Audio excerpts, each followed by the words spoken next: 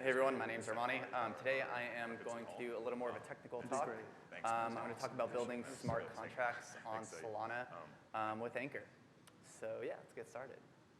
So what is Anchor? So Anchor is a programming framework for building smart contracts on Solana. So in the Web 2 world, we have things like Ruby on Rails, and Ethereum, we have Solidity, Web3.js, and Hardhat. And on Solana, well, we've got Anchor. And the thing that kind of all these tools have in common is that they allow you to 10x developer productivity by abstracting away the complexity of the underlying platform. And we can see this on Solana by taking a look at some of the projects that are using Anchor. So if you take a look at like the 7 of the top 10 protocols sorted by TVL on Solana, a lot of them are using Anchor. Mango IDO program, like pretty famous event on Solana that at one point had like 500 million like TVL. In like a single day. It's written in Anchor. Metaplex Candy Machine, which is responsible for minting most of the NFTs on Solana, was written in Anchor. And to me, it's no surprise that the past 2 hackathon grand prize winners, Zeta and Katana, were able to win the hackathon and ship quickly by writing their protocols in Anchor. And so yeah, today we have over 3,000 repositories depending on Anchor packages. We've got some stars on GitHub, and over 100 contributors from different teams and places all around the world. So yeah, it's a little bit about Anchor, where we are today. Let's talk about the tool chain. So Anchor provides a bunch of different things. So we have Rust smart contracts. We have this interface definition language. Which is really kind of defines the protocol that the smart contracts implement so that you can have these client generators that can communicate with the smart contracts. This is very analogous to like something like protobuf that you might be familiar with. And then we have a CLI, which kind of ties all these tools together to have like a cohesive developer experience. And so when you bring all these things together, what you get is like a very productive workflow where you can write your Rust smart contract, compile it, and parse a higher level representation, which we call the interface description. And from the interface description, we can generate clients. And with the clients, we can invoke our smart contracts. So not only can you write your smart contracts in Rust and write your clients in Rust, but in fact, you have clients generated in any programming language. And so this is a big productivity boost if you've ever written smart contracts in vanilla Rust on Solana. So that's the basic idea. So for the rest of the talk, what we're going to do is we're going to go through kind of each of these parts. We're going to go through a smart contract. We'll go through an IDL. And we will create a TypeScript test. So we're going to show some code. Hopefully, it displays on the screen well. It's kind of small, but yeah, we'll see how it goes. So yeah, let's get started with the smart contract. So before looking at code, we can paint a picture of what this program's going to look like. It's going to be like the simplest program possible. It's going to be a counter. We're going to have some data. It's going to start at 0. And associated with this data is going to be a wallet or an authority, which is going to have the permission to increment the data. So we'll go from 0 to 1. And then what we want is, well, if any other wallet comes along and tries to touch the data, we want to reject the transaction and abort. So that's going to be the program, and we can go ahead and write it. So this is what it looks like. This is the entire smart contract. If you've never seen Rust code before or a smart contract in Solana, it might be a little confusing. But we'll go through all the sections, at least at a high level to start. So the first line here, we have this prelude import. This is just Rust code for importing types. Not much there. Second line here, we have this declare ID. This is a quite important part of the Anchor framework, and it is a point we'll get to later. But for now, you can just think of this as just hard coding a static constant into the program where we declare the program address. But this is super important for security purposes, and we'll come back to this later. All right, so we have the ID. The next section is going to be this program module. This is really like kind of the core of the program. This is where all the business logic lies. So here you'll see we have 2 functions. We have initialize and increment. These are the 2 entry points into the program. So it might be like your REST API or your handlers with like a gRPC server or something. So you have two things here. We have the ability to initialize the counter, and we have the ability to increment the counter. And so in the next section, we have what we call the accounts context. So what's unique about Solana, and a point we'll get to later as well, is that you actually provide all of the storage that you're going to read and write in your program up front from the client. So the accounts context is really saying, these are all the key values in the key value store that we're going to touch and manipulate. So you'll notice here we have two structs. Each of them kind of initialize an increment, and each of them corresponds to the handlers. And so you'll have a struct for each function here, giving you all the data that you have access to in your program. So that's the accounts context. And then the last section here is going to be the account declaration. This would be analogous to like a model in Ruby on Rails, but this is really going to be the storage layout in your program. So we just have struct types here. But yeah, those are the sections. We have the ID, we have the program module, we have the accounts context, and then we have the storage declaration, or the accounts. So yeah, we'll go ahead and go into each of these in more detail. All right, so this is our counter. This is our storage for the program. First thing you'll notice is, well, we have this account attribute, or this macro. So this is just some Rust that allows us to generate a bunch of code. But basically, all it's doing here, at a high level at least, is it's declaring that the struct, i.e. this counter struct that we're decorating, is going to be considered an account in our program, and just a normal Rust struct. And there's going to be two fields. We're going to have the authority, which is just going to be the pub key, or the wallet that is allowed to have access to update the data. And then we'll also have the count here. So this is just U64. This is just going to be the 0, the 1, the 2, et cetera, the data that we're going to increment. And that's it. That's going to be the storage layout for our program, and that is the storage declaration. So moving on up, we go into the accounts context. We can drill in. And before talking about these structs, it is worth maybe going into a little more detail the unique programming model on Solana. So like I said previously on Solana, what is very unique is that you actually provide all of the data up front. You basically you specify these accounts, but abstractly what it is, it's like you're specifying all the keys in the key value store that you're touching. This is very cumbersome from the developer experience perspective, because it means on the client you have to specify basically all the places in memory, or all the keys that you're going to touch in your program. But what's great about this from a performance perspective is that this is actually what allows Solana to schedule parallel transactions dynamically. Because if you have conflicts in the read-write sets, then you just serialize the data, and if you don't, then you can execute them in parallel. And so this is like really one of the unique and central challenges in the Solana programming model. But what's also challenging about this is, well, if you think about it, it basically means that untrusted clients are injecting data into your program.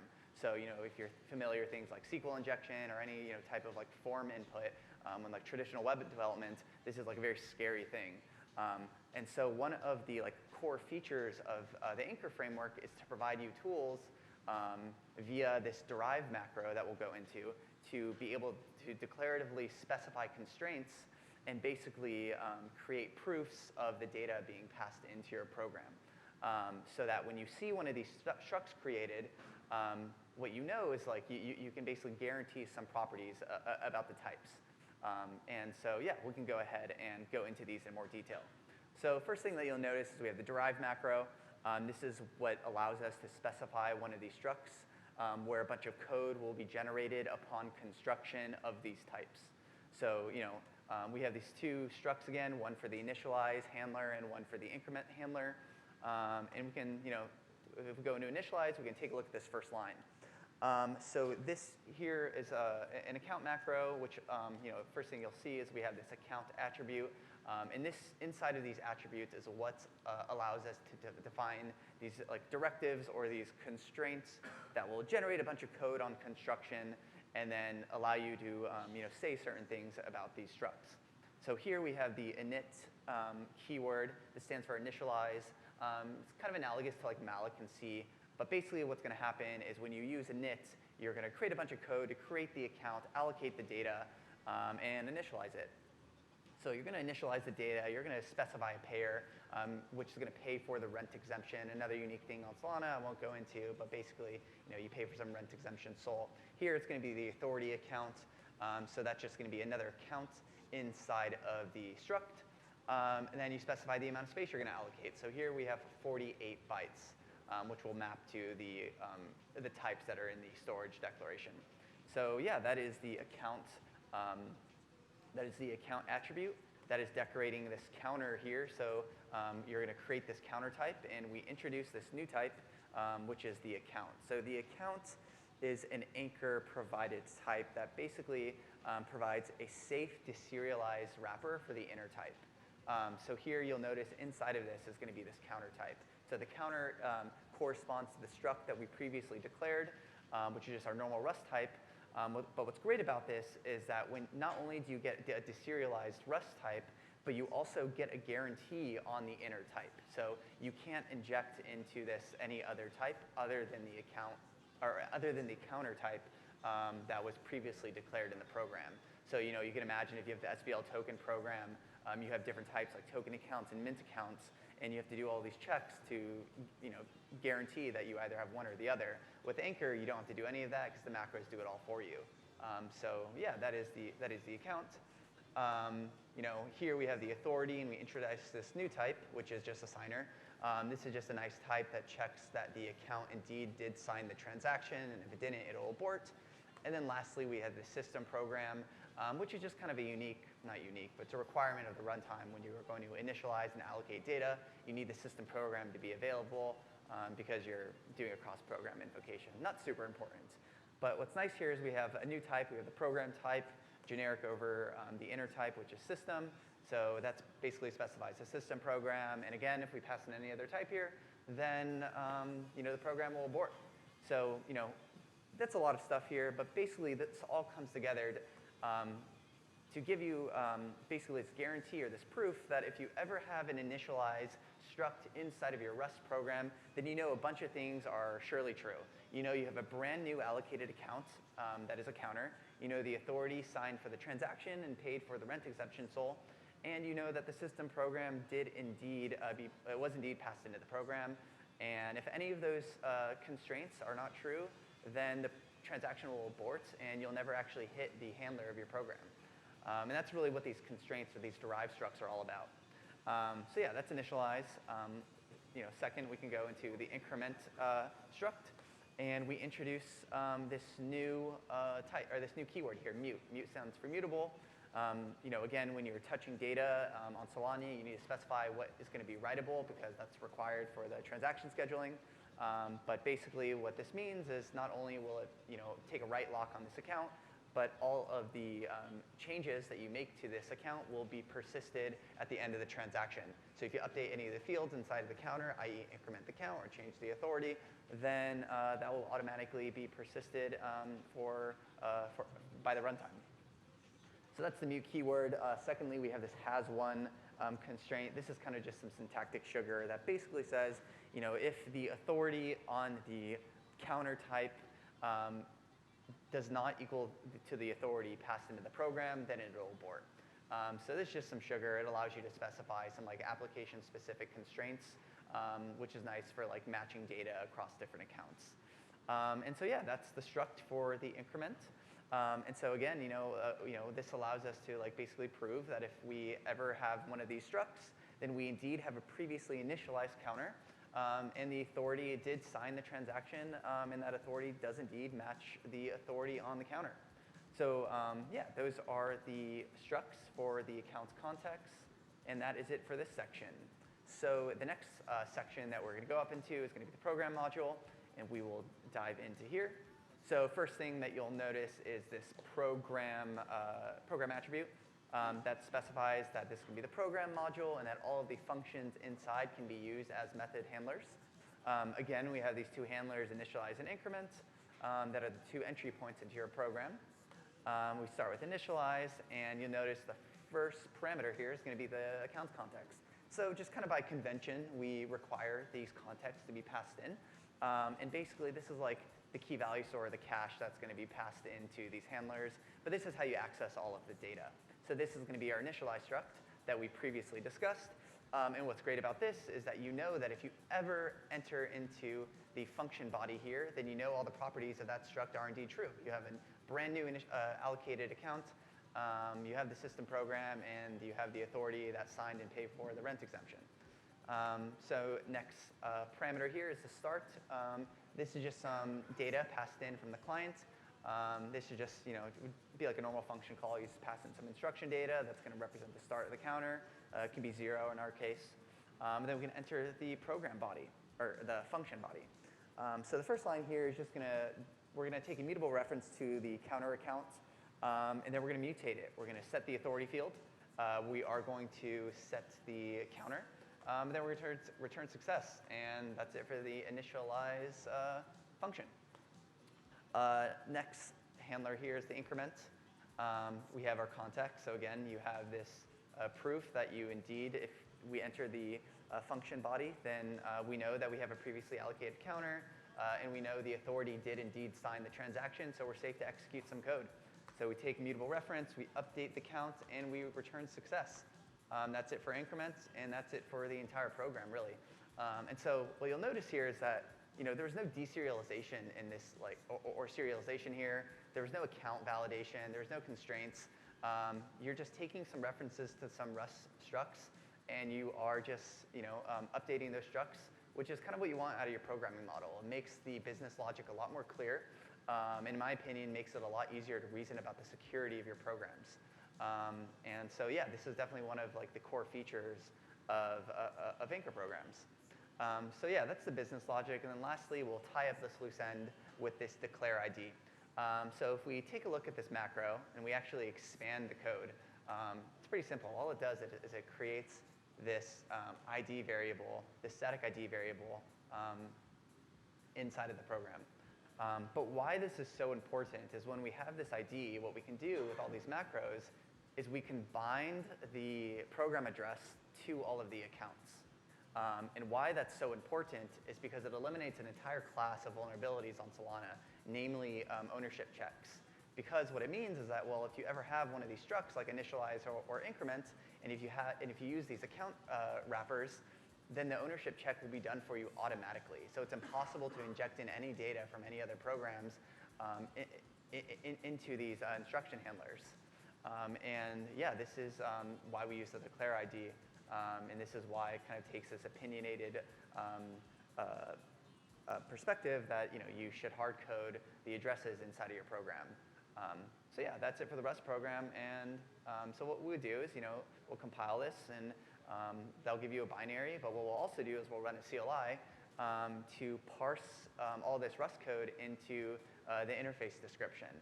So the interface description, you can think of it kind of like a protobuf file, but it's really just some JSON here that maps one-to-one to your actual Rust program. So we'll parse the syntax tree, and we'll extract the key information into this JSON file. If you take a look at it, it's not super important, but it's just kind of worth pointing out the sections. So we have the counter program, we have our instructions, initialize and increment, we have the arguments, we have the accounts context, and we have the accounts storage declaration. Again, you don't have to you don't really have to ever look at this file directly, but it's important to point out that it exists and that this is really the connective tissue that is used to connect the Rust programs to your TypeScript clients, your Swift clients, your C# clients, whatever. And they're all generated from this file. So that's the IDL. Next section, we go into the TypeScript test and kind of see how we can integrate this all together with an end-to-end example. So here's the full TypeScript test. It's just a Mocha test in TypeScript. First section, just some import types. Second line, we just have this describe syntax. This is just Mocha, nothing Anchor specific here. And then the first interesting line is going to be this program variable. Basically what we have is this anchor.workspace.counter syntax. This is just a nice convenience that allows us to get a pointer or a reference to the counter clients. So this program is going to be the TypeScript representation of the Rust program. And the APIs are going to be kind of exactly what you would expect in that they're just going to map one-to-one to the Rust code. So the next section, or the next line here, we're just going to generate a key pair for the counter. This is going to be the data that holds the account. And we have these two tests. So here, first, we're going to create a counter. And we'll have this program.rpc.initialize function call. And what this is going to do is it's going to sign and send a transaction to the blockchain and invoke the initialize method. So let's pass in some parameters into it. So here we have the starting counter, so it's going to start at 0. And then secondly, we have the accounts context. So, like I said previously, we'll pass in all the accounts. So we'll pass in the counter, we'll pass in the authority, we'll pass in the system program. So, and we do all this from the client so that the dynamic parallel scheduling can happen. And that's it for the accounts. And then, kind of a loose end here is a signers section. Not super important. It's kind of a leaky abstraction, but TLDR is that the Solana runtime requires you to sign all transactions for all accounts that you create. So here we're creating the counter account, and so it has to sign the transaction. So that's it for the first test. That will create the counter by invoking the initialize instruction. And then lastly, we have the incrementing portion. So again, we'll have this program.rpc.increment, just a function call. There's no argument. We'll pass in the accounts. We have the counter. We have the authority. And that's how you increment the counter. And then lastly, normally what you'd want to do is after invoking some transactions, we'll actually want to fetch the accounts and read the data. So here we have a very similar thing, but instead of having the RPC namespace, we have program.account. So we have the account namespace where you can access all of the types or all the Rust types in your program. You can fetch them, pass in the account that you want to fetch, and that'll give you this account type, which is just the TypeScript representation of the account. Maps one-to-one to the Rust struct. You'll have the account field, so here we assert it's equal to 1. And you have the authority field, and here we assert that it's equal to the wallet. So yeah, that's it for the TypeScript test. That kind of exercises all of the functionality of the program. And normally what you do is you'd run the tests. I'm not going to do it because it's a presentation. And yeah, so you'd run the test and kind of you see your Mocha output. And that's it for the TypeScript test, and that's it for the entire workflow. So that's kind of a little bit about Anchor programs. If this interests you, here's some good resources. I would definitely check out the GitHub. We've got some tutorials and some documentation and some API docs. And last but not least, the Discord. Discord is probably one of the best places to get general developer help on Solana. We got some of the most active people there just hanging out, answering questions all day. So yeah, that's it for my talk, and thank you for listening.